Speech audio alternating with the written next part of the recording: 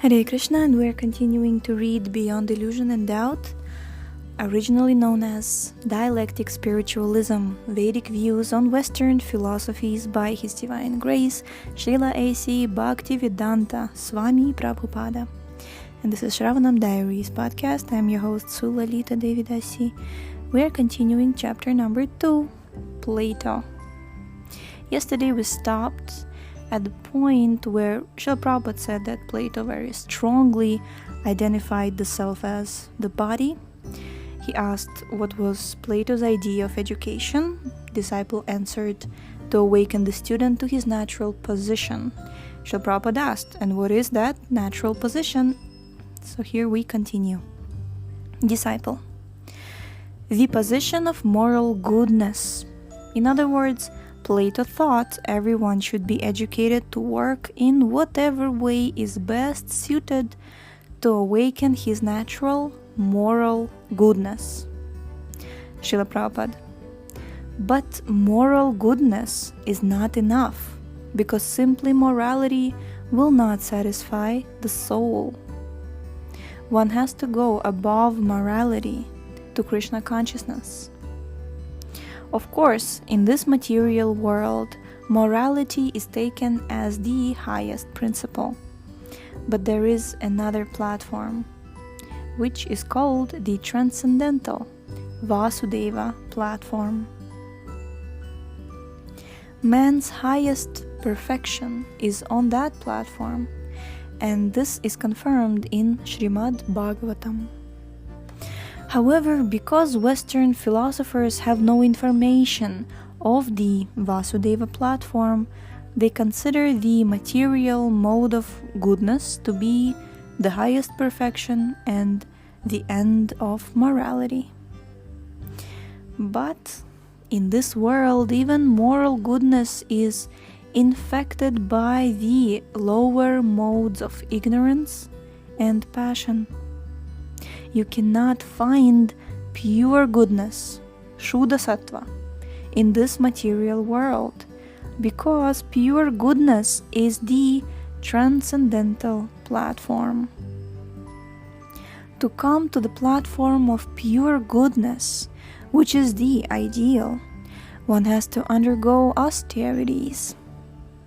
Tapasa brahmacharyena shamena cha damena cha.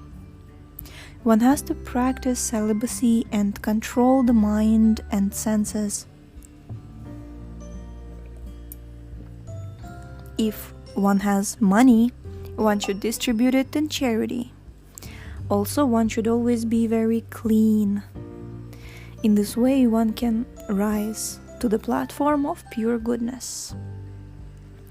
There is another process for coming to the platform of pure goodness, and that is Krishna consciousness. If one becomes Krishna conscious, all good qualities automatically develop in him. Automatically, he leads a life of celibacy, controls his mind and senses, and has a charitable disposition. In this age of Kali, people cannot possibly be trained to engage in austerity.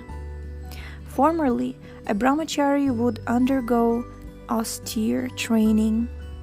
Even though he might be from a royal or learned family, a brahmachari would humble himself and serve the spiritual master as a menial servant.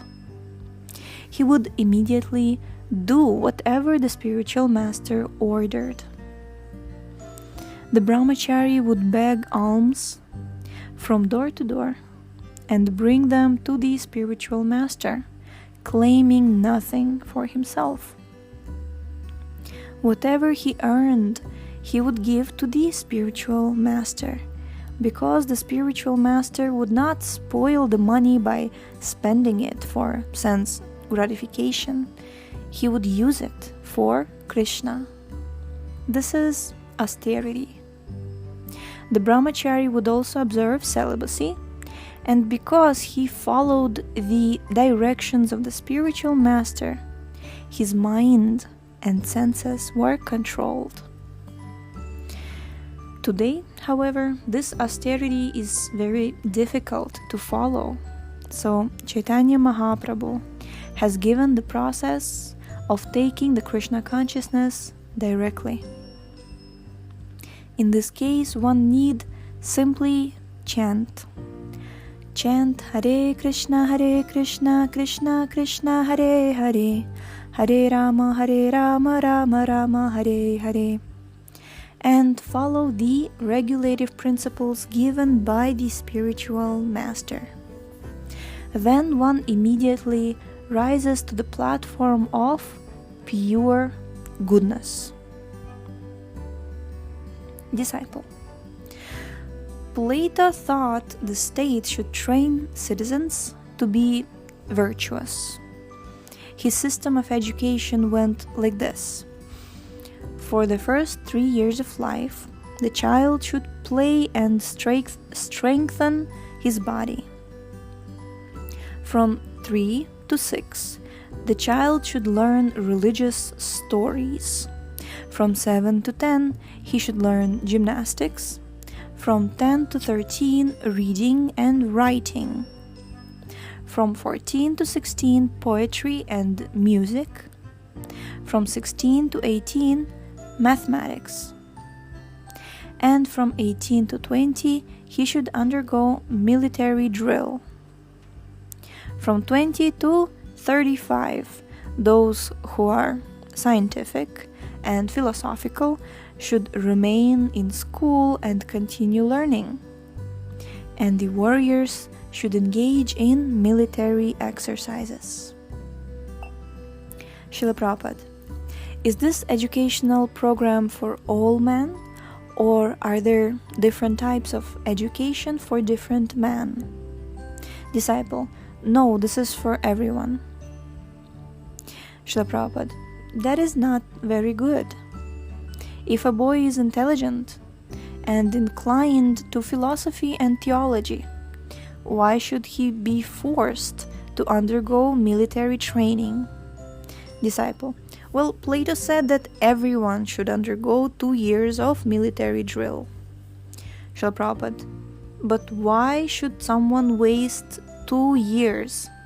No one should waste even 2 days. This is nonsense. Imperfect ideas. I just love this. People waste like 18, how many years? 18 years. We waste our entire lives sometimes in ignorance. But I'm saying in terms of education, people waste like so many years learning so many useless subjects. And everybody wonders why they have to undergo this. And everybody wonders why and for what purpose, and why is this still considered standard education. And Srila Prabhupada here says exactly the same thing. It's like, why waste 2 years? Why waste even 2 days if you're not inclined? Hare Krishna. Disciple, Plato said this type of education reveals what category a person belongs to. He did have the right idea that one belongs to a particular class according to his qualification.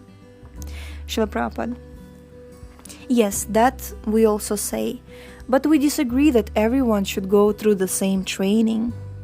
The spiritual master should judge the tendency or disposition of the student at the start of his education.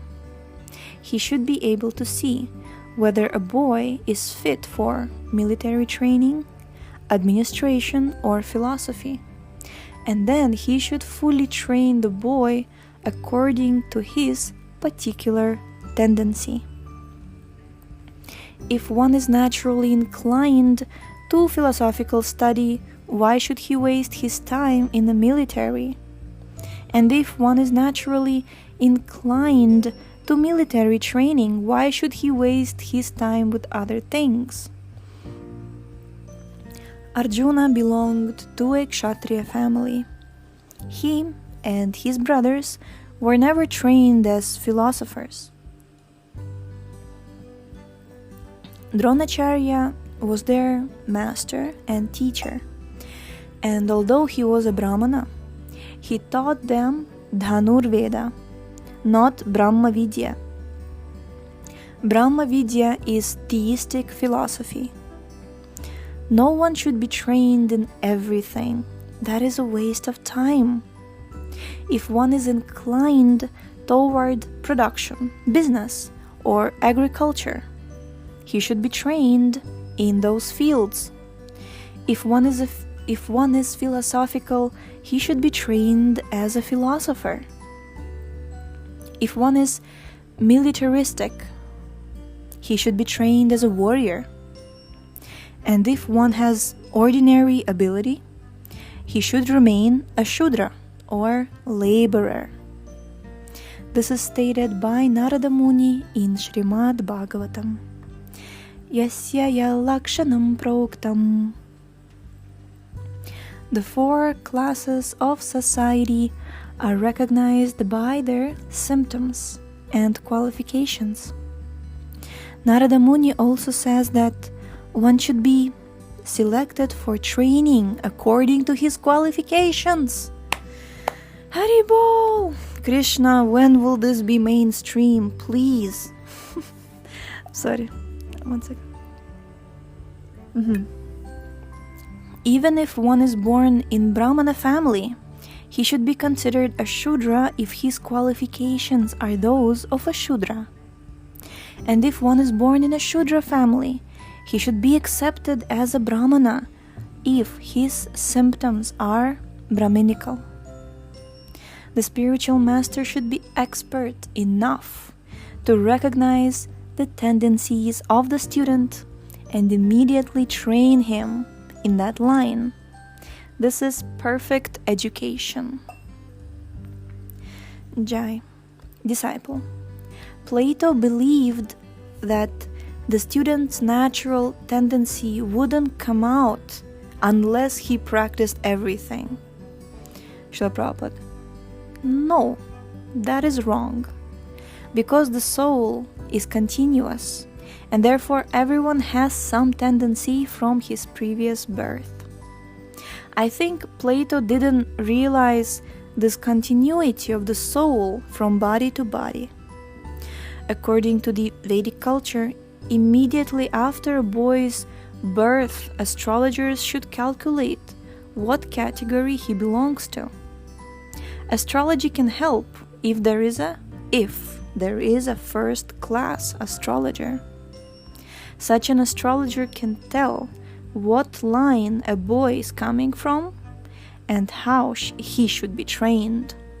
Plato's method of education was imperfect because it was based on speculation. Disciple. Plato observed that a particular combination of the three modes of nature is acting in each individual. Srila Prabhupada, then why did he say that everyone should be trained in the same way? Disciple, because he claimed that the person's natural abilities will not manifest unless he is given a chance to try everything. He saw that some people listen primarily to their intelligence, and he said they are governed by the head. He saw that some people have an aggressive disposition, and he said that such courageous people, types, are governed by the heart, by passion. And he saw that some people who are inferior simply want to feed their appetites. And he said these people are animalistic, and he believed they are governed by the liver. Srila Prabhupada, that is not a perfect description. Everyone has a liver, a heart, and all the bodily limbs. Whether one is in the mode of goodness, passion, or ignorance depends on one's training and on the qualities he acquired during his previous life.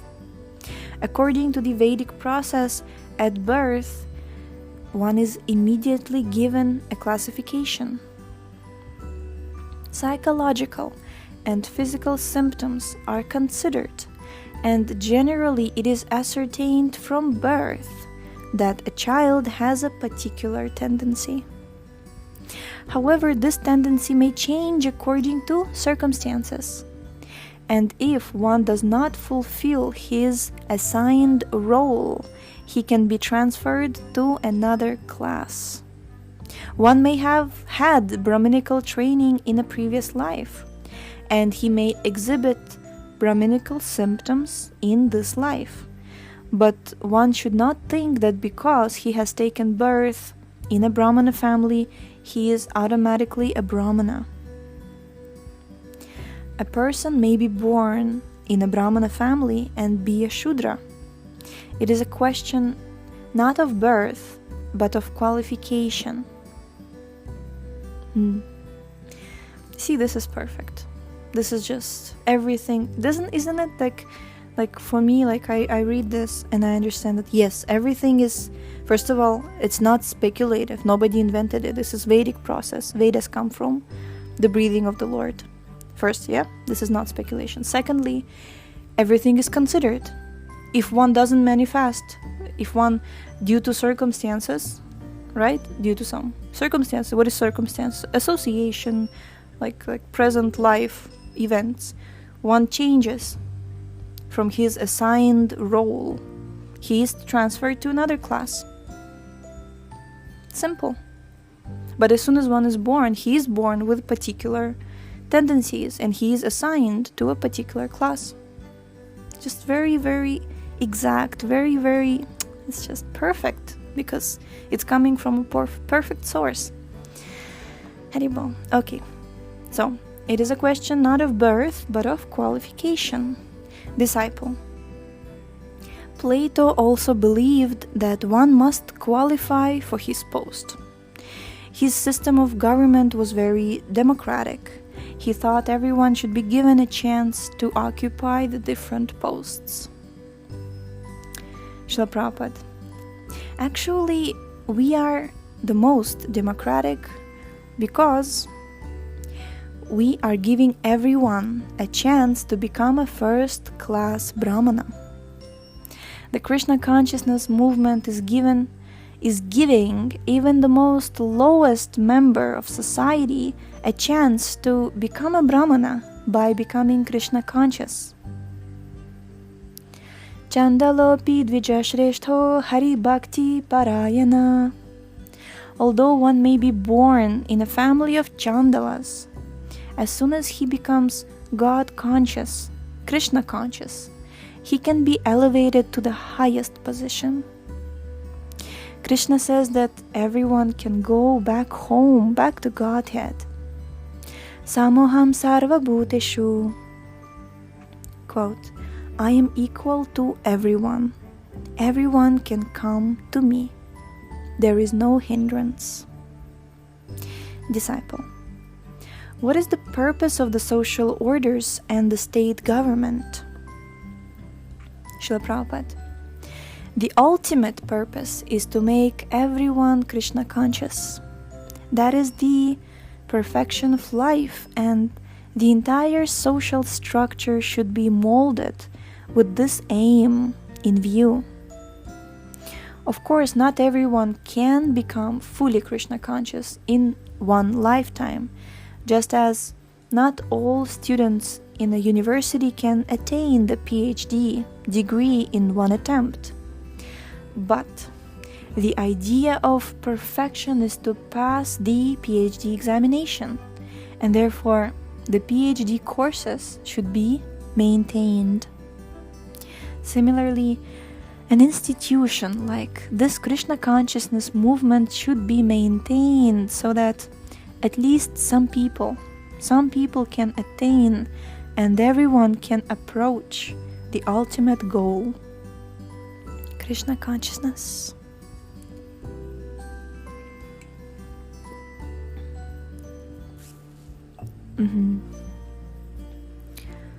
Disciple. So the goal of the state government is to help everyone become Krishna conscious. Srila Prabhupada. Yes. Krishna consciousness is the highest goal. Therefore, everyone should help this movement and take advantage of it. Regardless of his work, everyone can come to the temple. The instructions are there for everyone, and prasadam is distributed to everyone. Therefore, there is no difficulty. Everyone can contribute to this Krishna consciousness movement.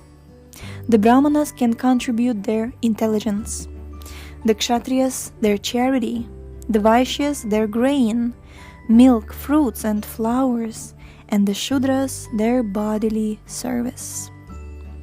By such joint effort, everyone can reach the same goal, Krishna consciousness, the perfection of life.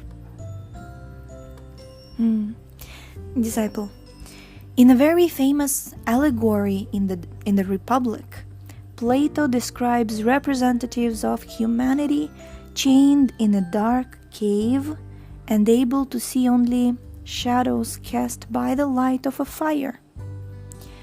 One person breaks free and sees the outside world, and he returns to the cave to tell the people there that they are living in darkness. But the cave dwellers consider him crazy. Prabhupada, this is just like our story of Dr. Frog. He had never gone out of his dark well, and so he thought, here is everything.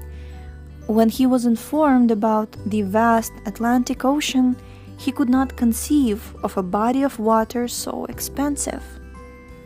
Similarly, those who are in the dark well of this material world cannot conceive of the light outside in the spiritual world. But that world is a fact. Suppose someone has fallen into a well and he cries out, "I have fallen into this well, please save me." Then a man outside drops down a rope and calls, "Just catch hold of this rope and I will pull you out." But no, the fallen man has no faith in the man outside and does not catch hold of the rope. Similarly, we are telling everyone in the material world, you are suffering. Just take up this Krishna consciousness and all your suffering will be relieved. Unfortunately, people refuse to catch hold of the rope, or they do not even admit they are suffering. But one who is fortunate will catch hold of the rope of Krishna consciousness, and then the spiritual master will help him out of this dark world of suffering and bring him to the illuminated, happy world of Krishna consciousness. Haribol! This is beautiful. Jai. So we have completed second chapter. Tomorrow we shall read the third chapter entitled Aristotle. Jai. So thank you so much for tuning in today. The link to this book is in the description. Please check out our website shravanamdiaries.com, and we shall see you next time. Hare Krishna.